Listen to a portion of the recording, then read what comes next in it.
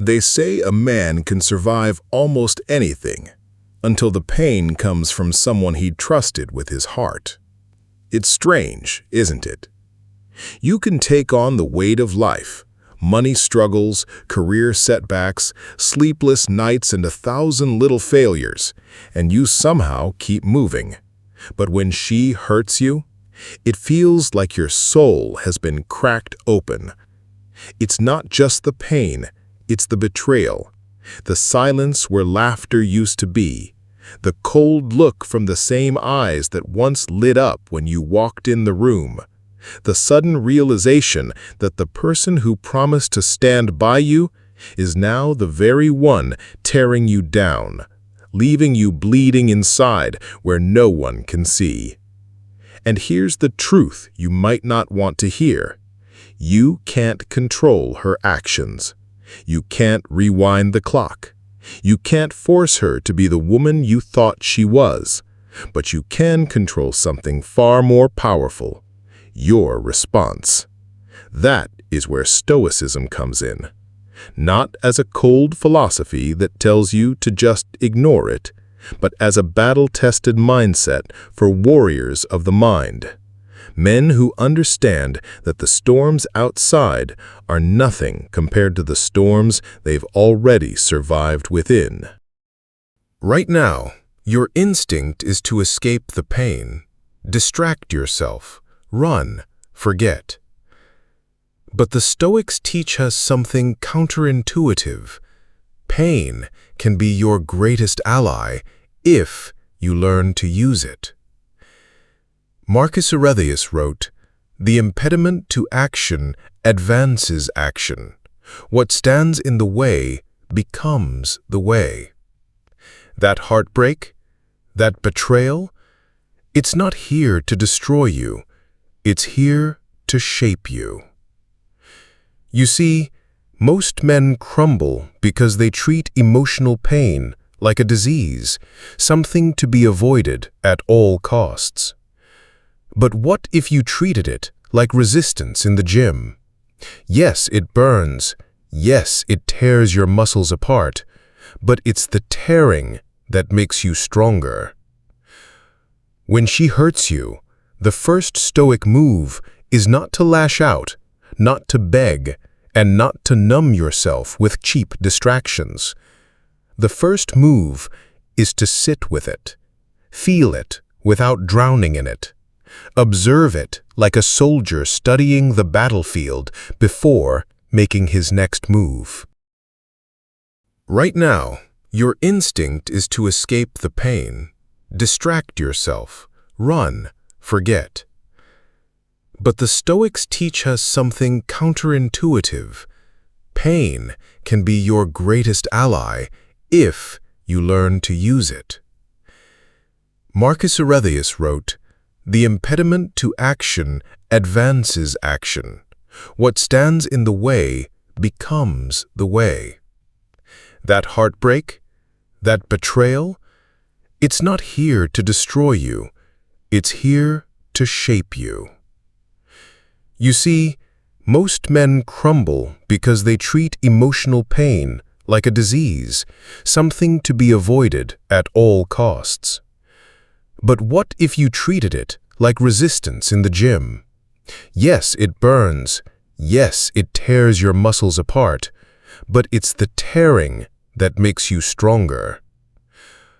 When she hurts you, the first Stoic move is not to lash out, not to beg, and not to numb yourself with cheap distractions.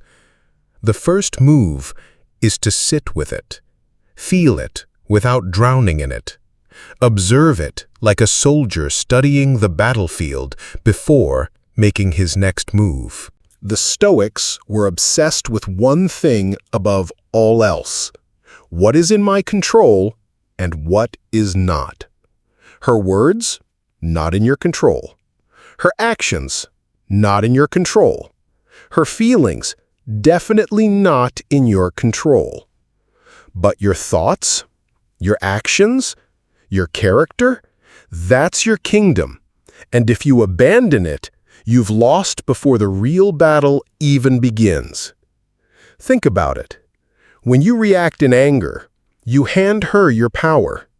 When you chase for explanations she'll never give, you chain yourself to her choices. When you beg for her to come back, you tell the world your worth depends on someone else's validation. That is not Stoic strength. That is surrender. In Stoic philosophy, there's a word, apatheia.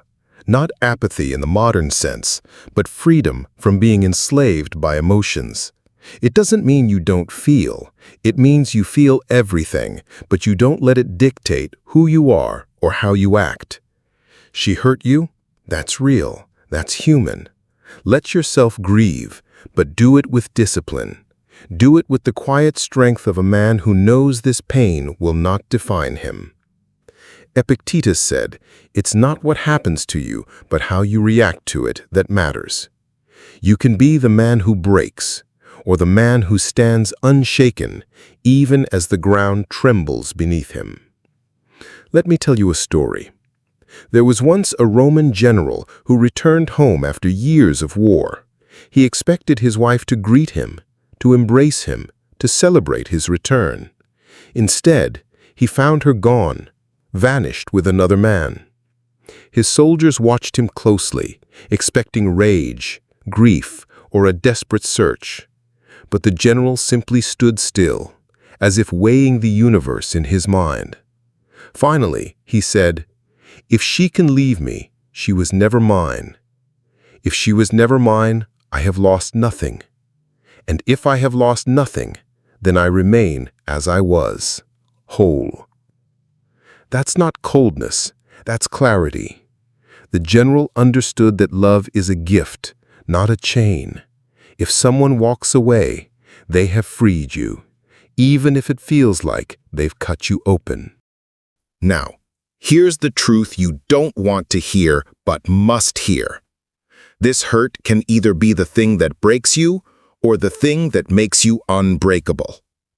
A Stoic doesn't run from wounds, he forges weapons from them. A broken trust becomes wisdom. A betrayal becomes a lesson in human nature. An ending becomes the opening chapter of a better story. When she hurts you, don't ask, "Why me?" Ask, "What will I become because of this?" Stoicism isn't just nice quotes and deep thoughts, it's daily action. Here's where you begin. Morning reflection.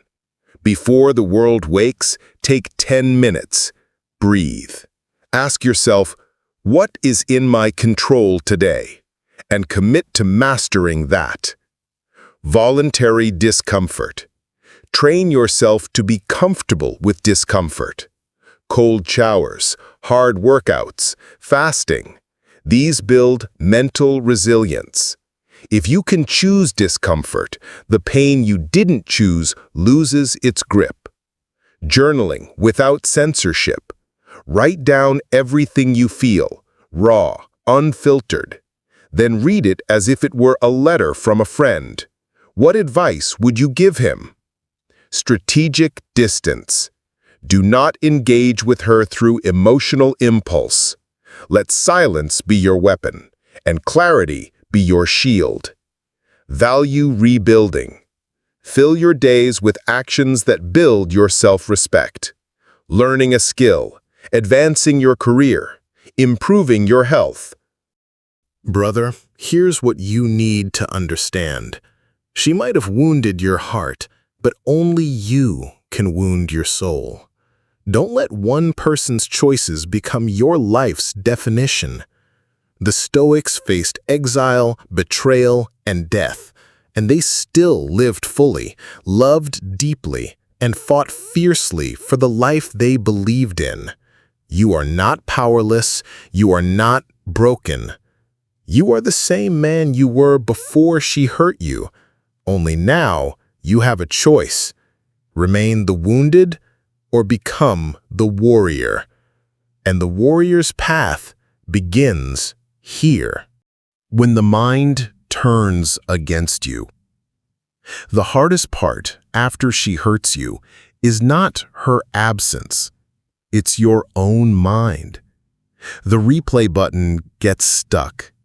You keep running through every word she said, every look, every small shift in her tone, trying to figure out when it all started. You ask yourself, was I not enough? Did I do something wrong? Was she pretending all along? And here's where Stoicism delivers a brutal but freeing truth. You may never get the answers, and you don't need them. Marcus Aurelius wrote, "You have power over your mind, not outside events." Realize this, and you will find strength. Every second you spend chasing answers you'll never get is a second you could spend building a life where her choices no longer control you. There's a dangerous habit we all fall into when someone hurts us. We feel they owe us closure, an apology, a moment of honesty. But think about it.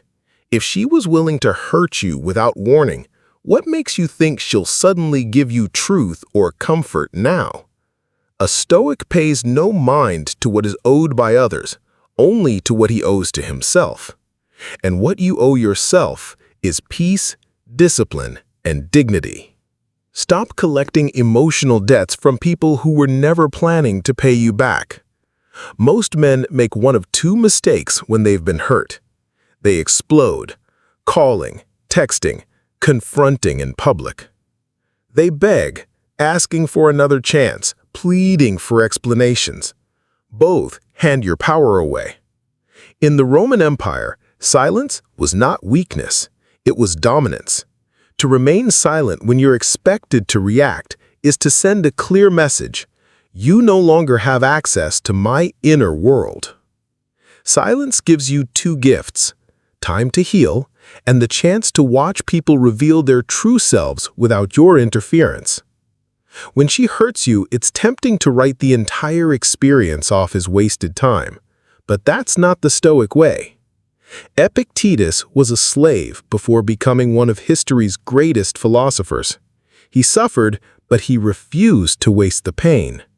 He wrote, "Difficulties show a man to himself."